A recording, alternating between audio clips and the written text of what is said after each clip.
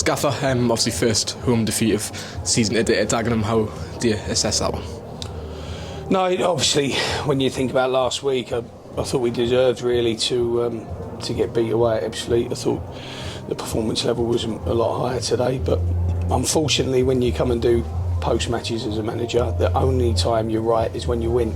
So it's aesthetically, I thought it was a better showing. I thought the attitude of the players was good. We've made obviously an early error, and then I thought offensively we made quite a few errors thereafter with the moments that we passed up again.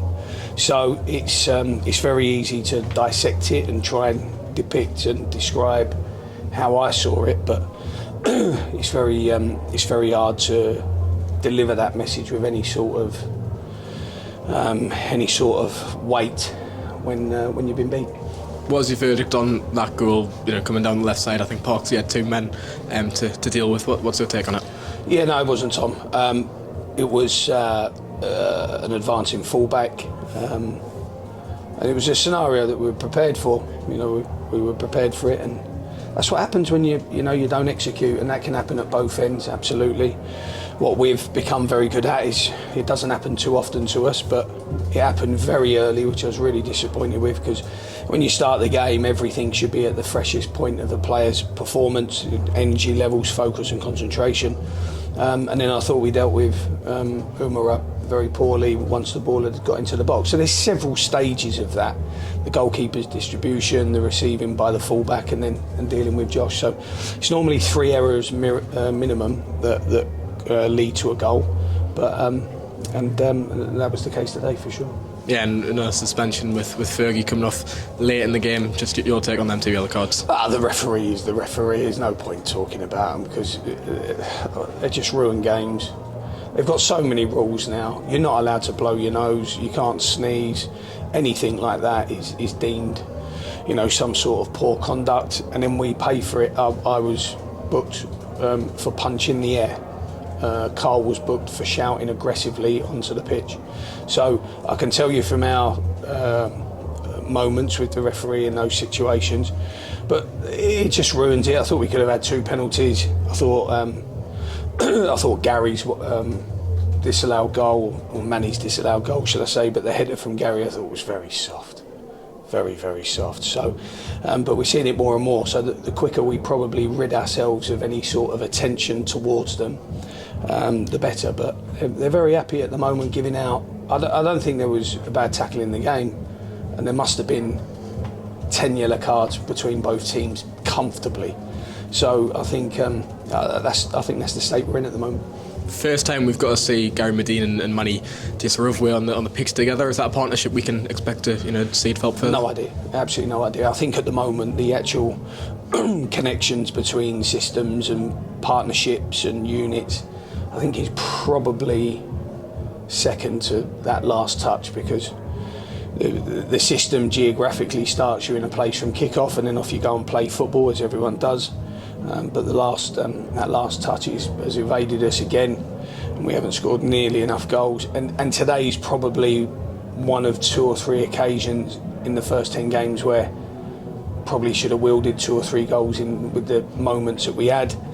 But that's what happens when a team in that aspect is out of form, and there's no point sort of beating around the bush. We're definitely out of form in front of goal. 4 changes to the starting 11 today. Can you just explain more on that? You mentioned evolution going into the game. Is that still learning what your best at is? I just thought we were really poor Saturday. When players get a chance, they have to play well, and if they don't play within the roles and responsibilities or expectations that we have of them, then we take them out. We've got a good enough squad where we can take them out. We wanted to get an extra forward player on the pitch, so we paired Joe and Disaruvwe, which wielded some moments, as did Gary with Manny. And then the wide players is, we've got a nice supply. Joe's been ill all week, so we thought that we only had an hour for Joe because of his illness. He hasn't trained. He didn't train yesterday, but felt fit enough to give us an hour today, which is a testament to his outstanding attitude, and he worked his heart out.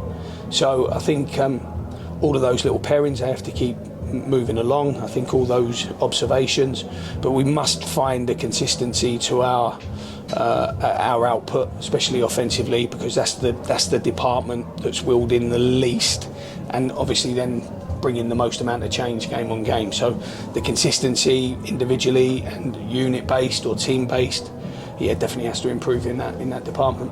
And you mentioned it briefly on our pre-match press conference, but Jack Hunter and Adam Campbell weren't involved at all today. Is there anything to be worried by? No, Adam's injection just didn't settle down in time, where we thought that it would be a benefit to bring him back early. Jack, we've got a different concern about, because his knee keeps flaring up after intensity or impact. But that's something we'll need to investigate later this week. Yeah, and obviously a big week coming up. Rochdale currently at 5th, and then Forest Green currently top the table. What do you feel as though we need to work on going into this week? Well, I think it's a bit of a rhetorical question in that we've played 10 games, scored 7 goals, played 10 games, conceded 7 goals. So I think there's that. As always, we need to deliver 11 players by the end of the game. That would always help. And we need to just ensure that last touch is a critical last touch. The great thing about football is the next positive moment's only a game away, and we look to push that and bring that to everyone on Tuesday night.